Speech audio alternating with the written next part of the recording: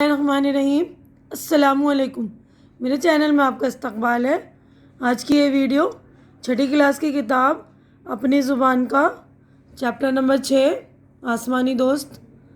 तो आज हम चैप्टर नंबर 6 पढ़ेंगे आसमानी दोस्त।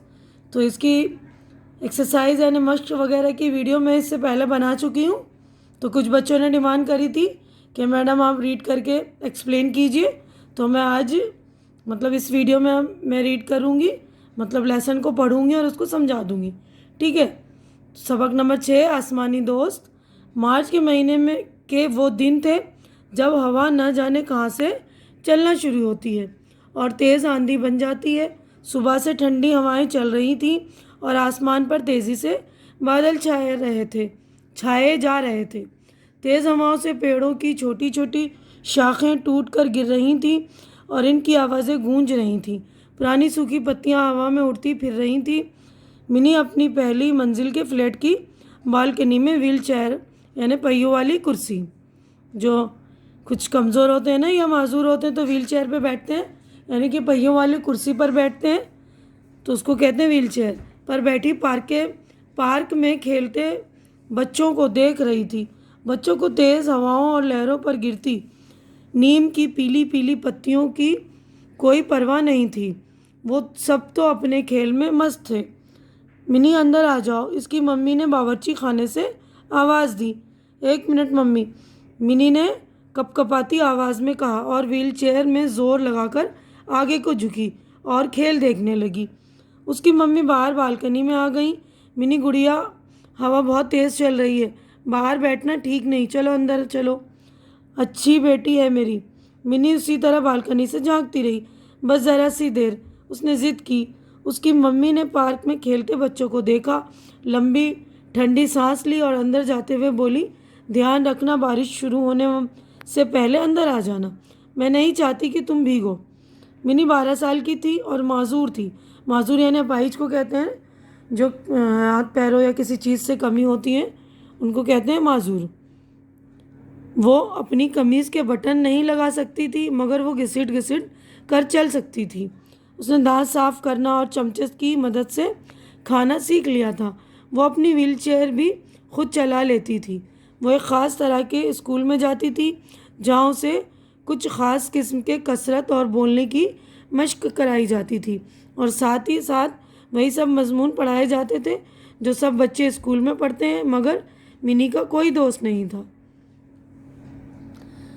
उसे इस घर में आए हुए 6 महीने हो गए थे, मगर अब तक कोई ऐसा नहीं था जो मिनी के साथ खेले। पड़ोस के सारे बच्चे अपने अपने खेलों और स्कूल में मसरूफ़ रहते थे। उन्होंने मिनी से दोस्ती नहीं की थी। वक्त गुजारने के लिए मिनी का सबसे अच्छा मशगला बच्चों को खेलते हुए देखना था। मशगला यानी वक्त, वक्त सर्व करने का, वक्त खर्च करने का, वक्त गुजारने का एक बहाना, उसको कहते हैं मशगला।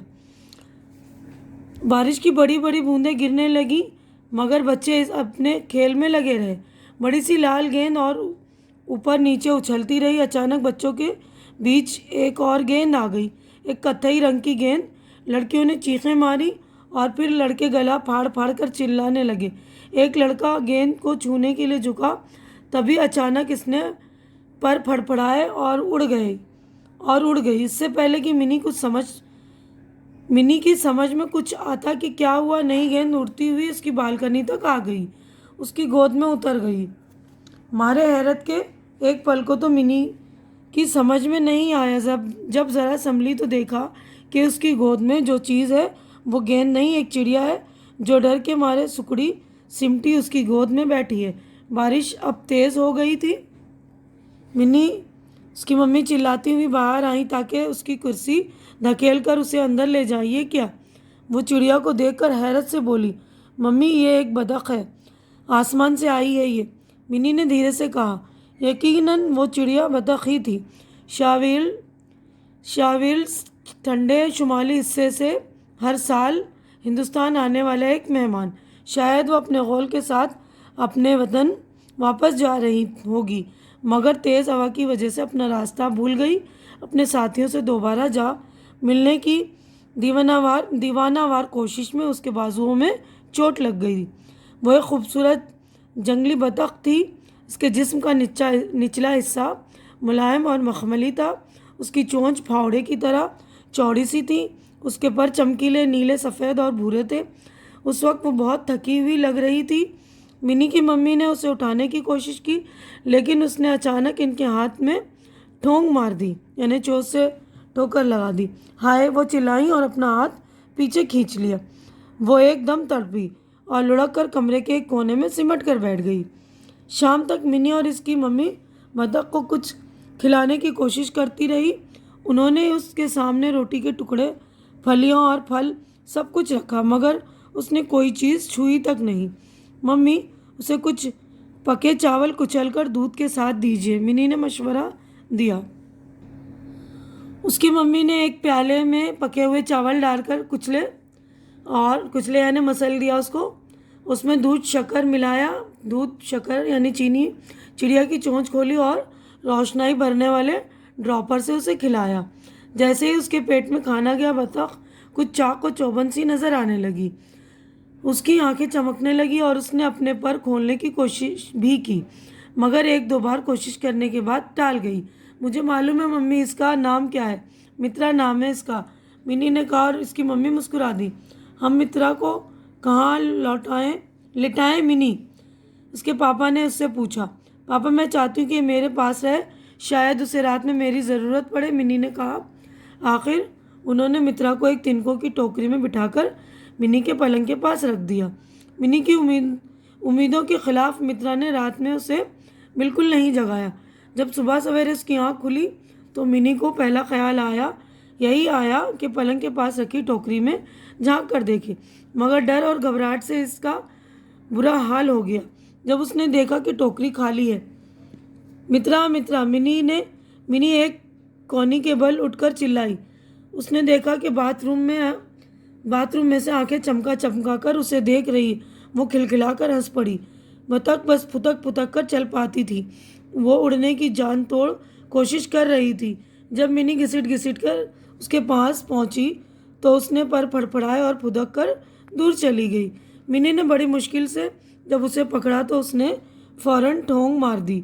मिनी, क्या हुआ? इसकी मम्मी घबरा कर चिल्लाई और कमरे में आ गई, मगर जब उन्होंने बतख को अपनी बेटी के बाजुओं में देखा तो उनकी घबराहट खुशी में बदल गई। मैं तुम्हारे लिए और तुम्हारी दोस्त के लिए नाश्ता लाई हूँ, उन्होंने ऐलान किया। जब मिनी मित्रा को दबोच कर उसे नाश्ता खिलाने की कोशिश कर रही थी तो दरवाजे की घंटी बजी। जैसे ही मिनी की मम्मी ने दरवाज़ा खोला तो बच्चों की एक टोली ने उनको नमस्ते कहा। वो सब अपने स्कूल का साफ सुथरा यूनिफॉर्म पहने हुए थे। आंटी, क्या हम चिड़िया देख सकते हैं? उन्होंने पूछा। मित्रा को ड्रॉपर से खाना खाता देखकर बच्चों को बहुत हैरत और खुशी हुई। उन्होंने उसे पकड़ने में मिनी की मदद की। स्कूल की बस पकड़ने के लिए उन्हें जल्दी जाना था। हम दोपहर को फिर आएंगे मिनी, उन्होंने कहा। मिनी भी स्कूल जाने के लिए तैयार हो गई। बेचारी बतख अपने दोस्तों को कितना याद कर रही होगी। शाम को बच्चों में से एक लड़के बंटी ने बतख को देखते हुए कहा, अब तो उसके लिए नए दोस्त बनाना और भी मुश्किल है, क्योंकि अब ये लूली हो गई है। अंजू ने कहा और फौरन ही उसे ख्याल आया कि उसने क्या कह दिया। वो तो जल्दी से उसने मुंह दबा लिया। यानी उसने बोला ना कि दोस्त बनाना मुश्किल है, लूली हो गई, यानी वो बतख भी अपाहिज हो गई है। तो यानी इसका मतलब क्या? बच्चों के हिसाब से ये मतलब हुआ कि जो अपाहिज होते हैं उनको उनके दोस्त नहीं बनते, है ना। तो उसको फ़ौरन इस बात का ख्याल आया ना कि मिनी भी तो मतलब अपाहिज थी, तो इसलिए उसके दोस्त नहीं थे ना। हम उसे ताकतवर बनाएंगे, मिनी ने कहा। इस वाक़े के बाद पड़ोस के बच्चे मिनी के बहुत अच्छे दोस्त बन गए। आखिरकार बच्चों को एहसास हो ही गया कि मिनी के साथ ना खेलने से उसे कितनी तकलीफ़ होती होगी। अगले दिन अंजू अपने साथ एक मोटी सी किताब लाई। देखो, बतखों के बारे में सब कुछ तुम उसमें से पढ़ सकते हो। मित्रा शाविलर कहलाती है।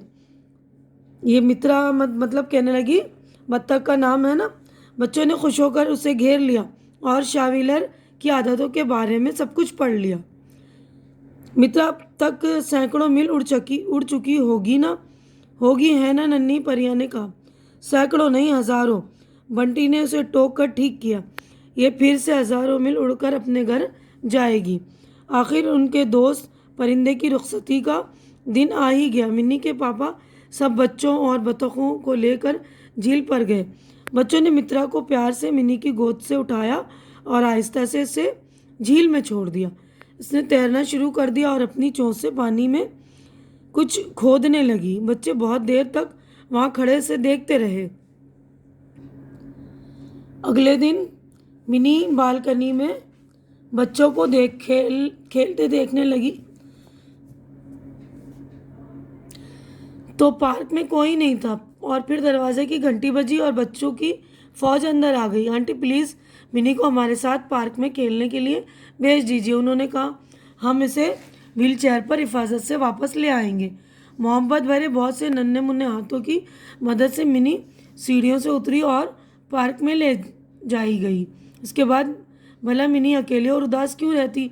यानी उसके बाद बच्चों को एहसास हो गया ना वो बतख के हादसे के बाद कि बेचारी ये भी जो है पाइज बच्ची अकेली है, इसका कोई दोस्त नहीं है। तो बच्चों ने जो है इसको अपना दोस्त बना लिया है ना। उसके बाद मिनी अकेली और उदास नहीं रहती क्योंकि इनके बहुत सारे दोस्त बन गए थे ना। तो उम्मीद करती हूँ कि मेरी वीडियो आपको अच्छी लग रही होगी। अच्छी लग रही तो इसे लाइक कीजिए क्योंकि यहीं पर हमारा चैप्टर हो गया ख़त्म। तो मैं अपनी वीडियो मुकम्मल कर रही हूँ। मेरी वीडियो को लाइक कीजिए, ज़्यादा से ज़्यादा शेयर कीजिए ताकि ज़्यादा बच्चों का फ़ायदा हो और मेरा चैनल सब्सक्राइब करके मेरी हौसला अफजाई कीजिए क्योंकि चैनल का सब्सक्राइब करना बिल्कुल फ्री है। तो जो लोग नए हैं या जिन्होंने मेरा चैनल सब्सक्राइब नहीं किया है तो प्लीज़ मेरा चैनल सब्सक्राइब कर दीजिए। हमारी मुलाकात अगली वीडियो में होगी, तब तक के लिए अल्लाह हाफिज़।